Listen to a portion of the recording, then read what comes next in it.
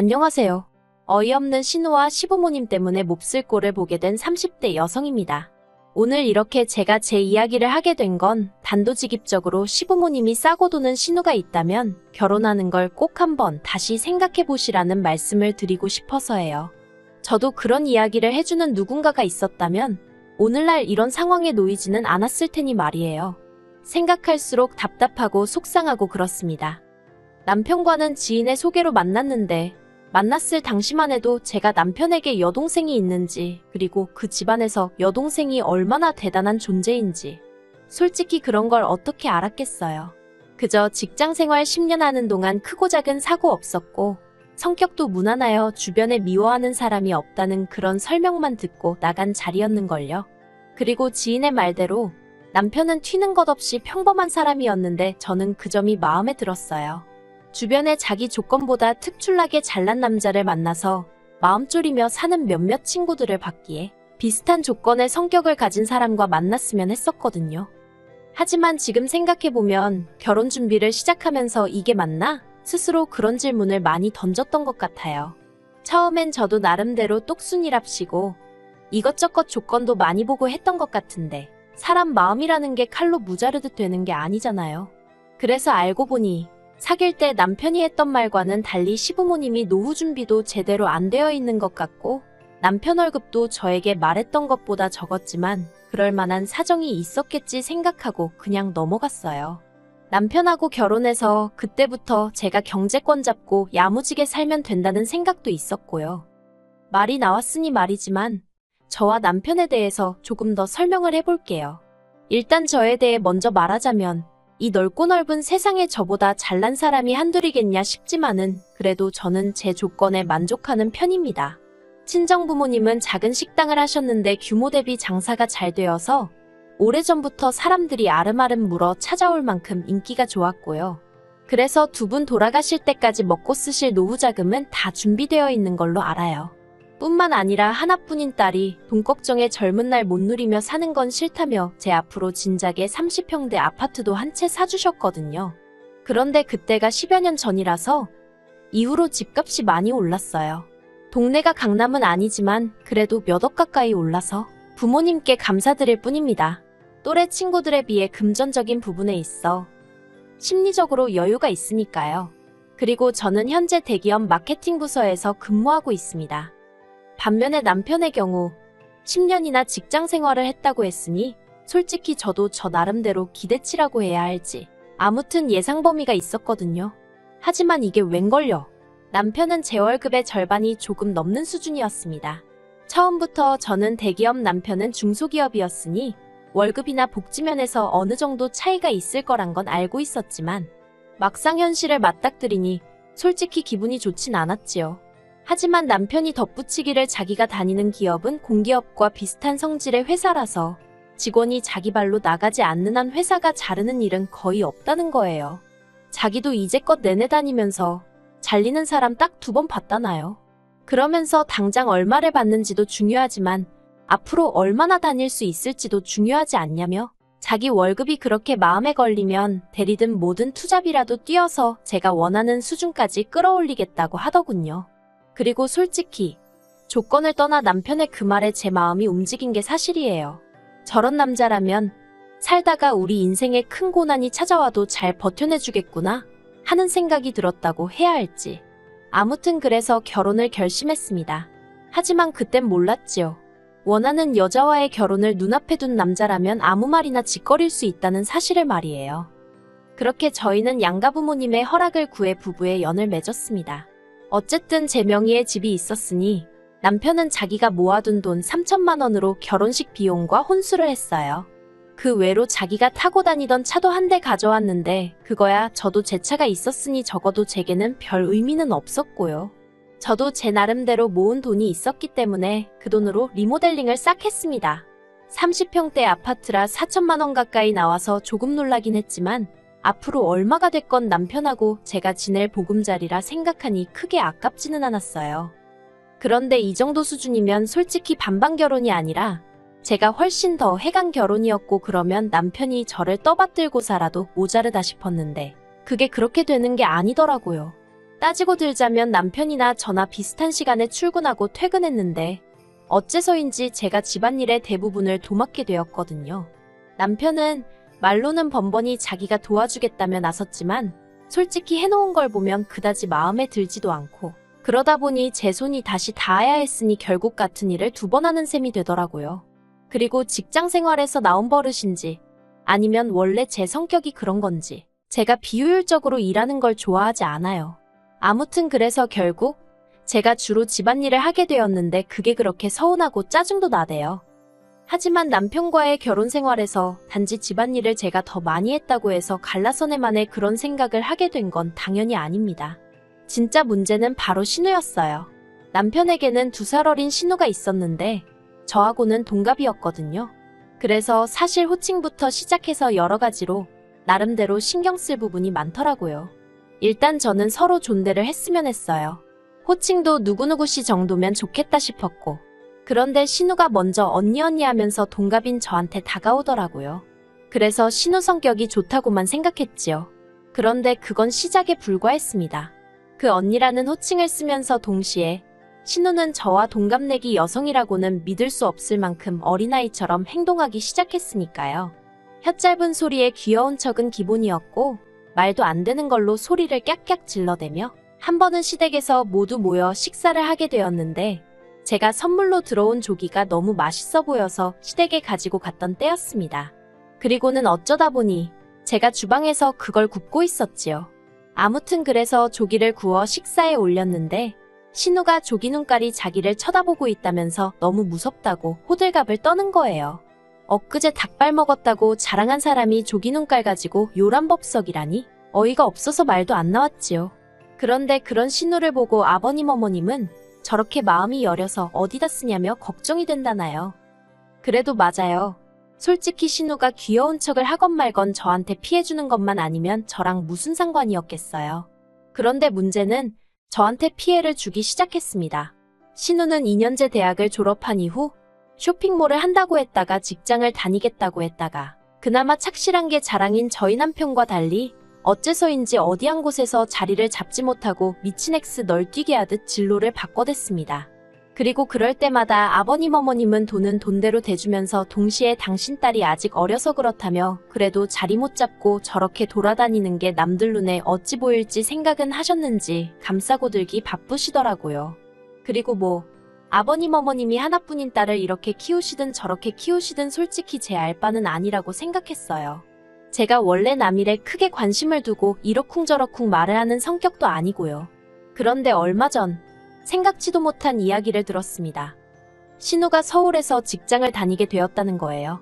솔직히 그 이야기를 들었을 땐 뭐지? 싶더라고요. 그도 그럴 것이 시댁은 대전으로 매일같이 서울로 출퇴근을 한다면 하는 사람도 있겠지만 솔직히 제 입장에선 불가능이라고 생각했으니까요. 특히나 변덕이 죽을 듯하고 툭하면 자기 힘든 애 어쩌네 앓는 소리를 입에 달고 다니는 신우가 말도 안 된다 싶었지요. 그리고 남편도 저랑 비슷한 생각이었는지 저더러 신우가 얼마나 버틸지 내기하자는 소리까지 하더라니까요. 물론 내기는 안 했습니다. 둘 다 한 달 이상을 안 봤거든요. 그리고 아니나 다를까 정말 열흘이나 되었을까요? 신우가 힘들다 어떻다 해대며 징징거리기 시작했습니다. 그런데 그 징징거리는 대상이 아버님 어머님도 아닌 제 남편이었어요. 걸핏하면 남편에게 지금 기차 시간이 어떻네. 오늘은 매진이라 입석으로 서서 갔네. 자기는 퇴근하고 친구들하고 맥주 한잔 할 여유도 없네. 솔직히 어떻게 그걸 예상을 못한 건지 그런 하소연을 옆에서 듣고 있으면 한심하기 짝이 없었네요. 하지만 저한테 하소연을 한 것도 아니니 속으로 혀만 차고 한심하다 생각했을 뿐이에요. 그리고 신우가 서울로 직장을 다닌 지 정확히 3주하고 이틀이 되었던 주말이었습니다. 아버님 어머님이 저희에게 기니할 이야기가 있다 하시면서 시댁에 한번 내려오라고 하시더라고요. 그리고 보통 그런 식으로 말씀을 하시면 좋은 이야기는 아니라서 저도 제 나름대로 주제가 뭔지는 몰랐지만 마음의 준비는 하고 갔어요. 주변 언니들이 시부모님이라고 무서워하지 말고 싫은 건 싫다 좋은 건 좋다 항상 확실히 말을 하라고 안 그러면 너만 바보 된다고 다들 자기들 경험담인지 해준 조언이 많았거든요. 그리고 아니나 다를까 제 예상은 빗나가지 않았습니다. 저와 남편을 앉혀두고 아버님 어머님께서는 신우 이야기를 꺼내셨어요. 시작은 저번에 저희 집에 와서 보니까 그 큰 집에 저랑 남편 둘이 살려니 얼마나 적적하냐면서. 근데 솔직히 30평대 아파트가 크면 얼마나 크다고 적적하고 그럴 정도는 아니거든요. 그리고 조만간 강아지든 고양이든 뭐라도 하나 키워볼까 그런 생각도 안 한 게 아니고 혹시 아이가 생길 수도 있으니까요. 하지만 그런 이야기를 구구절절 할 것도 아니고 그래서 그냥 살며시 웃으며 괜찮아요 했습니다. 그런데 아버님이 아니래요. 집은 사람이 좀 북적거려야 사람 사는 맛이 난다나요. 그리고는 꺼내신 본론은 그래서 말인데 신우 좀 데리고 있으랍니다. 저도 사람인데 솔직히 집 어쩌고 말씀하실 때부터 설마 신우 이야기를 하시려는 건 아니겠지 그런 생각을 안 한 건 아니었거든요. 그런데도 깜짝 놀랐습니다. 제가 신우를 데리고 있으라는 게 무슨 말씀이시냐 물으니 말 그대로라고 지금 신우가 서울에서 직장 생활하지 않냐면서 보고 있으면 너무 딱하대요. 작고 몸도 여리여리한 지지배가 매일같이 버스 타고 기차 타고 그러는 걸 듣고 있으면 부모로서 해줄 수 있는 게 없어서 가슴이 찢어지신다나요. 그러면서 그래도 다행히 오빠가 능력이 좋아 서울에 집도 있으니 얼마나 좋냐입니다. 황당해서 남편이 저 같은 여자를 만난 게 능력이라면 능력이겠지만 서울에 집이 있는 건 그건 오롯이 제 집이고 저희 부모님의 능력인데 그런 식으로 뭉뚱그려 버리시니 어이가 없었지요. 남편이 말없이 제 눈치만 살피길래 안 되겠다 싶어서 아버님께 합가는 안 된다고 말씀드렸습니다. 신우와의 합가는 생각해 본 적도 없고 생각해 본들 제 마음이 바뀔 리 없다고요. 그러자 아버님이 그럼 네 신우는 어떡하냐? 물어보시길래 그걸 왜 저한테 물으시냐고 대꾸했어요. 아버님이 저더러 절 다시 봤답니다. 그런 식으로 나올 줄 몰랐다나요. 그래서 저도 아버님이 며느리 입장에서 거절하기가 얼마나 어려울지 아셨을 텐데 그런데 그런 말씀을 꺼내시다니. 저도 아버님이 달리 보입니다. 그랬지요. 그러자 남편이 저더러 어디 어른이 말씀하시는데 따박따박 말대꾸냐면서 아버님더러 걱정 말고 지연이 짐 싸서 저희 집으로 가라고 하세요 그러는 겁니다. 그 어리고 약한 애가 매일같이 고생하는 걸 보고 있자니 자기도 마음이 안 좋았다면서 이참에 오빠 노릇 좀 하겠다나요? 집주인을 앞에 두고 제 집을 가지고 구워 먹을까 삶아 먹을까 이야기를 하는 꼴이라니. 제가 어이가 없어서 먼저 자리에서 일어났어요. 그리고는 아버님 어머님 남편을 향해 다들 떡 줄 사람은 생각도 않는데 김칫국 마시느라 바쁘네요. 해버렸습니다. 남편에게는 뭔가 단단히 착각하나 본데 내 집이지. 네 집 아니야 그랬고요. 그랬더니 제가 매일 쓰는 가전가구들은 엄연히 자기 돈으로 샀다며 목에 핏대를 세우길래 내일부로 용달차 불러서 이 집으로 다 보내줄 테니 끌어안고 살라 했습니다. 대신 오늘 이 순간 이후로 내 집에는 한 발자국도 들일 생각도 하지 말라고요. 그리고는 제 차 끌고 올라왔어요. 결혼 이후로 어디 갈 일이 있으면 남편은 국산인 자기 차는 좀 보기 그렇다며 외제차인 제 차 끌고 다니기를 좋아했거든요. 그렇게 먼저 집에 왔는데 생각할수록 괘씸한 거예요. 도무지 분도 삭혀지질 않고. 그리고 그때 남편에게서 연락이 왔습니다. 또 뭔 소리를 짓거리려고 전화를 했나 싶어서 받았어요. 솔직히 당시 워낙 화가 나 있어서 끝까지 한번 붙어보겠다는 생각도 있었던 것 같아요. 남편이 저더러 자기 체면도 있는데 이번 한 번만 좀 져주면 안 되냐입니다. 가뜩이나 자기가 저에 비해 부족하게 해간 결혼이라 자기가 무시당하고 살진 않을지 아버님 어머님이 늘 노심초사하셨다면서 하다못해 시부모님 앞에서만이라도 자기 체면 좀 세워달라나요? 어이가 없어서 말 몇 마디로 세워질 체면이면 해줄 수 있지만 내가 미쳤냐고 당신 체면 세워주자고 신우랑 합가를 하느냐고 했습니다. 그러자 남편이 저더러 자길 사랑하는 거 아니었냐는 거예요. 도무지 대화가 통하지 않는다 싶어서 남편에게 그만하자 했습니다. 왜 내 집 가지고 당신이 체면을 챙기려 드는지도 모르겠고 그렇게 며느리 눈치가 보이면서 그 와중에 신우 데리고 살라는 시부모님은 도대체 뭐냐고. 솔직히 당신도 그렇고 시부모님도 그렇고 내가 마음 약한 걸 알고는 살살 구슬려서 입맛대로 부리려는 심상 같은데 꿈깨라 했지요. 그리고는 남편더러 그렇게 신우가 출퇴근하는 게 안쓰러우면 당신도 시댁 들어가 살면서 같이 출퇴근해주면 되겠네 했습니다.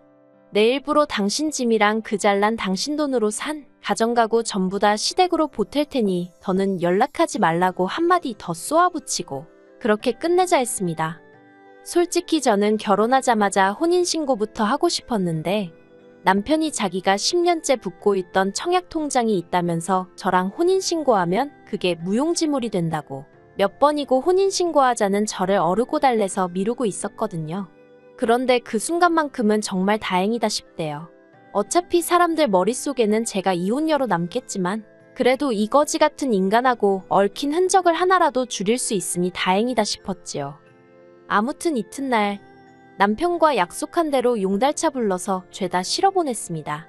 그나마도 제 취향에 맞게 산 건 몇 개였고 남편 예산에 맞추느라 샀던 거라 짐 싸면서 다시 한번 보는데 내가 딱 이 정도 수준하고 살았구나 싶어서 허탈했다고 해야 할까요? 웃음이 다 나더라니까요. 그리고 남편은 물론이고 아버님 어머님 다 제가 진짜로 그렇게 짐을 보낼 줄은 몰랐던 모양입니다. 전화가 와서는 저희 집으로 다시 돌려보낼 거라며 악을 쓰길래 그때는 중고시장에 팔아버리던지 폐가전 가구 모으는 업체 불러다 처리해버릴 거라고 했어요. 그랬더니 그러기는 또 아까운지 되돌려보내지는 않대요. 하지만 남편 하소연을 들어보니 시댁에 드릴 곳이 없어서 베란다에 꺼내놓고 아파트 복도에도 꺼내놓고 제가 시댁 구조를 알다 보니 그림이 너무 생생히 그려져서 웃겨 죽겠더라니까요. 그리고 남편은 이제서야 자기가 생각이 짧았다면서 앞으로는 저에게 고맙고 감사하는 마음으로 지내겠다며 한 번만 용서를 해달라대요. 신우 일은 자기가 경솔했다면서. 그런데 솔직히 저는 신우가 가장 문제라고 봐요. 듣자 하니 신우가 아버님하고 남편을 번갈아가며 어지간히 졸랐던 것 같거든요. 자기도 서울에 있고 싶다. 왜 나는 서울에 집이 없냐 하는 말 같지도 않은 소리를 하면서요. 그러니까 두 남자가 머리를 맞대고 나름대로 생각해낸 게 저희 집에서 같이 사는 거였던 거지요. 아무튼 뭐 다 지나간 일인데 곱씹으면 저만 기분 안 좋지 뭐. 이제 달라질 게 없어요. 남편을 비롯해 시부모님이고 신우고 다시는 상종하지 않을 거니까요. 그리고 신우는 회사를 관뒀더군요. 합가가 완전히 무산돼 버리니까 하루도 더는 못 다니겠다며 관뒀대요. 하지만 신우가 회사를 관둔 것보다 더 충격적인 건 남편의 소식입니다. 10년 동안 남편이 착실히 다녀온 직장이 부도위기라고 뉴스에 나왔거든요. 솔직히 남편의 거취가 어떻게 될지는 아직 통화를 해본 것도 아니고 통화를 해보게 될지 솔직히 그것도 잘은 모르겠지만 아무튼 상황이 좋지 않게 생겼대요. 남편이 속한 부서는 AI가 쏟아져 나오는 지금의 트렌드와도 맞지 않아서 평소에도 꽤나 불안해하는 눈치였거든요. 아무튼 남편은 저를 놓친 걸 후회하게 될 거예요. 물론 저는 아무런 후회도 없지만요.